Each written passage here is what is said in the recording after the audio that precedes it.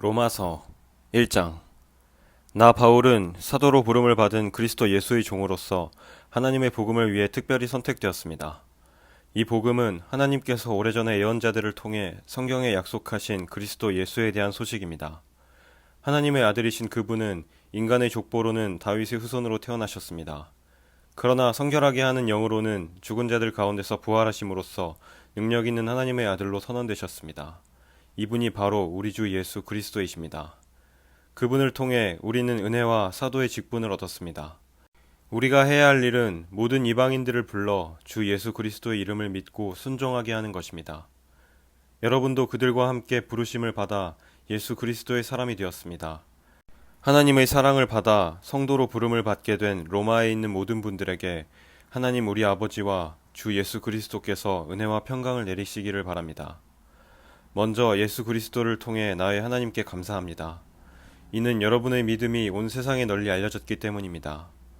나는 하나님의 아들에 관한 복음을 전할 때마다 기도 중에 늘 여러분을 생각하고 있었습니다. 내가 전심으로 섬기는 하나님께서 나의 증인이 되십니다. 지금 나는 하나님의 뜻이라면 여러분에게 갈 수 있는 길이 열리기를 기도합니다. 내가 여러분을 간절히 보고 싶어하는 까닭은 성령께서 주시는 선물을 나누어 주어 여러분을 강하게 하기 위함입니다. 이것은 여러분과 내가 각 사람의 믿음으로 서로 위로를 받고자 하는 데 있습니다. 형제자매 여러분, 내가 여러 번 여러분에게 갈 계획을 세웠으나 뜻대로 되지 못했다는 것을 아시기 바랍니다. 그것은 다른 이방인들 사이에서 믿는 자들을 얻은 것처럼 여러분 중에서도 어떤 열매를 얻고 싶었기 때문입니다. 나는 그리스인이든지 미개인이든지 지식인이든지 문맹인이든지 가리지 않고 어느 누구에게나 복음을 전할 책임이 있습니다. 그래서 로마에 있는 여러분에게도 복음을 전하기를 간절히 바라는 것입니다. 나는 복음을 부끄러워하지 않습니다.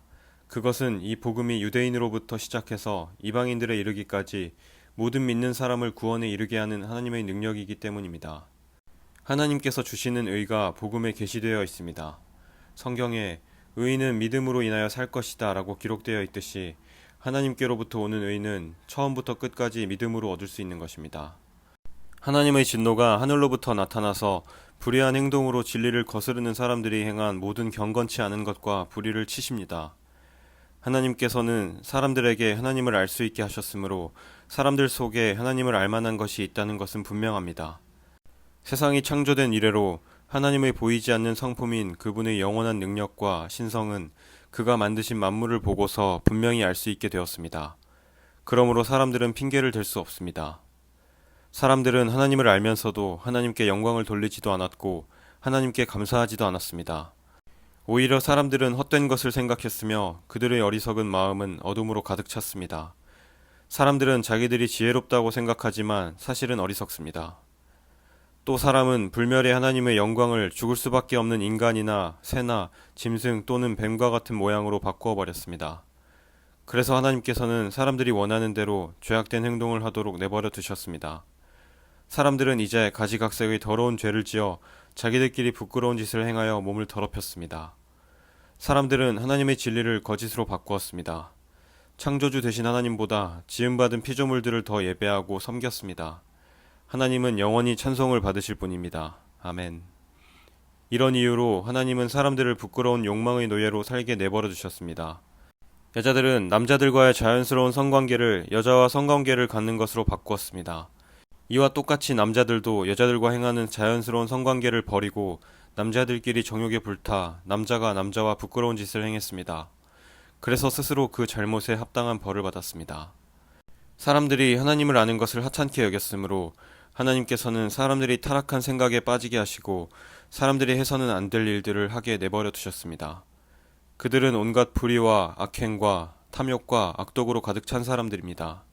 또한 시기와 살인과 다툼과 속임과 저기로 가득 찼으며 남에 대해 말하기를 좋아하고 남들을 비방하고 하나님을 미워하며 거만하고 건방지며 뽐내기를 잘합니다. 그들은 악한 일을 계획하고 부모님께 순종하지 않습니다. 그들은 양심도 없으며 약속을 지키지 않으며 친절하지도 않고 동정심도 없습니다. 사람들은 그런 일을 행하는 사람은 죽어 마땅하다는 하나님의 의로우신 법을 알면서도 자신들만 그런 악한 행동을 계속하는 것이 아니라 그런 행동을 저지르는 다른 사람들까지 잘한다고 두둔합니다. 2장. 그러므로 다른 사람을 판단하는 사람도 변명할 수 없게 되었습니다. 다른 사람을 판단하는 사람은 자신도 똑같은 행동을 하고 있으므로 자기 자신을 판단하는 셈입니다. 이런 일을 행하는 사람들에게 하나님께서 의로운 심판을 내리시리라는 것을 우리는 알고 있습니다.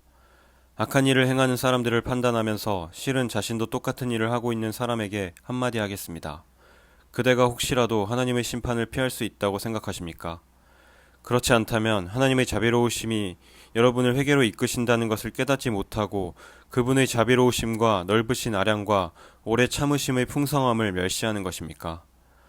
어리석게도 이런 사람은 완고하고 회개하지 않음으로 말미암아 하나님의 의로우신 심판이 나타나는 날에 받을 진노를 스스로 쌓고 있습니다. 하나님께서는 각 사람이 행한 그대로 갚아주실 것입니다. 인내로써 선한 일을 행하며 영광과 존귀와 영원한 것을 구하는 사람들에게는 하나님께서 영생을 주실 것입니다. 그러나 이기적인 욕심만 가득하여 진리를 거스르고 옳지 않은 것을 따르는 사람에게는 하나님께서 진노와 화를 내리실 것입니다. 악한 일을 행하는 모든 사람에게 환난과 고통이 있을 것입니다. 유대인으로부터 시작해서 이방인들에 이르기까지 그러할 것입니다. 그러나 선한 일을 행하는 모든 사람에게는 영광과 존귀와 평강이 있을 것입니다.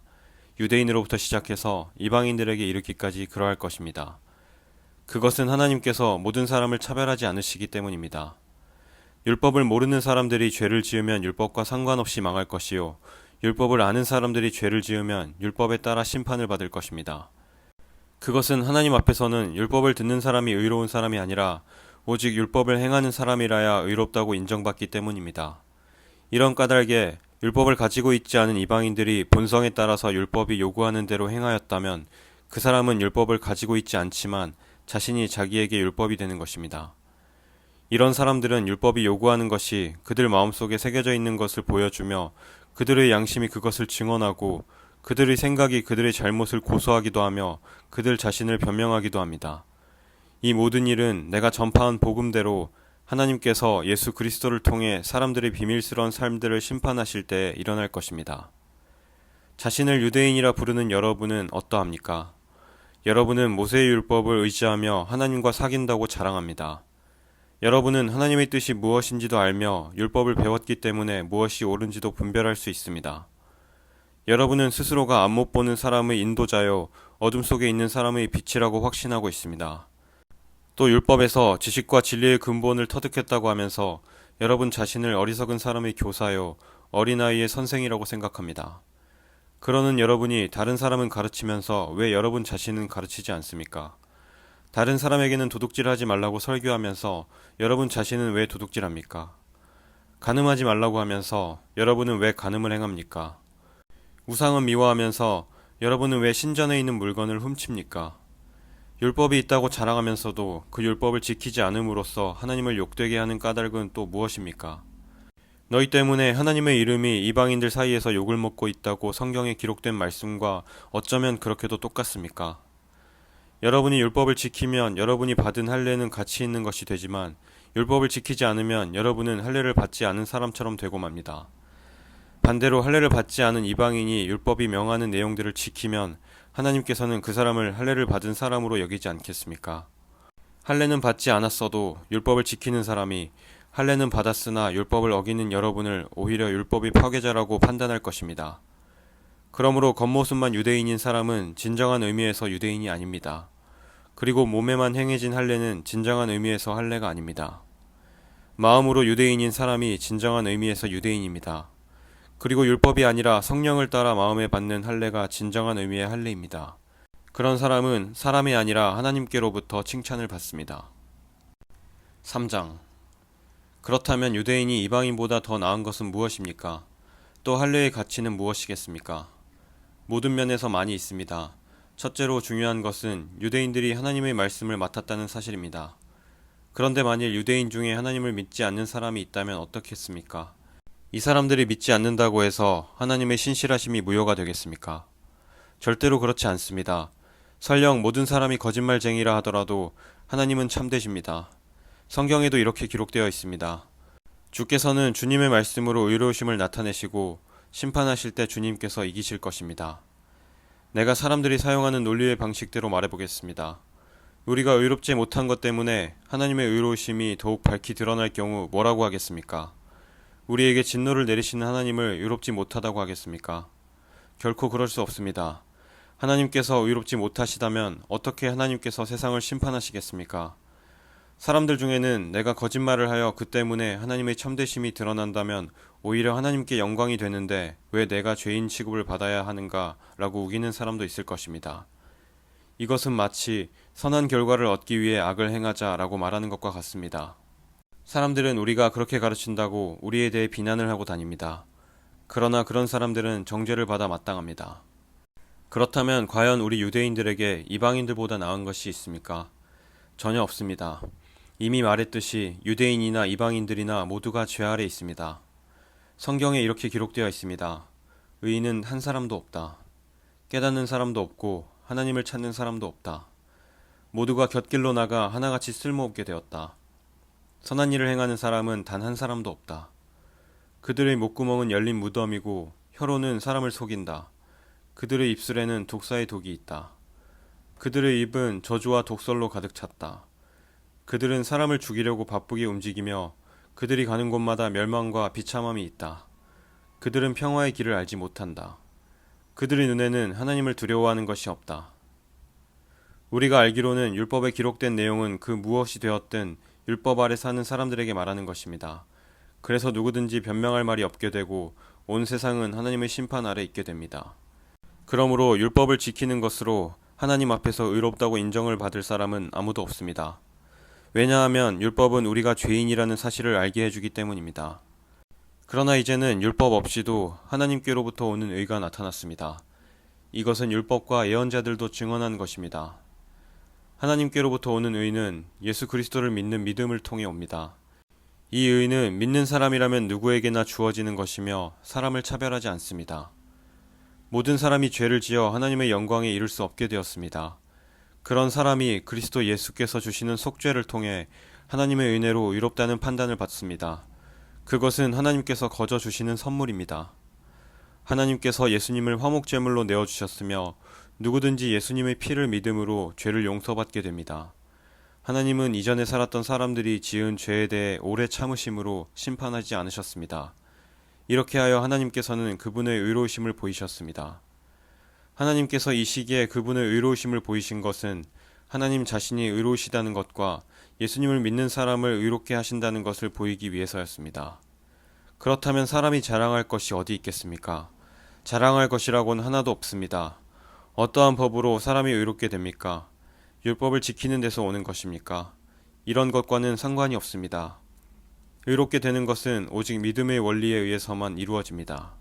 사람은 율법을 지키는 것과는 상관없이 믿음으로 의롭게 된다고 우리는 생각합니다. 하나님은 유대인들만의 하나님이십니까? 이방인들의 하나님은 되지 않습니까? 하나님은 이방인들의 하나님도 되십니다.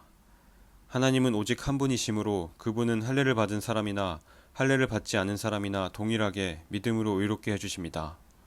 그렇다면 우리가 이 믿음을 가지고 율법을 무효로 만들고 있습니까? 그렇지 않습니다. 오히려 믿음을 통하여 율법을 더 굳게 세웁니다.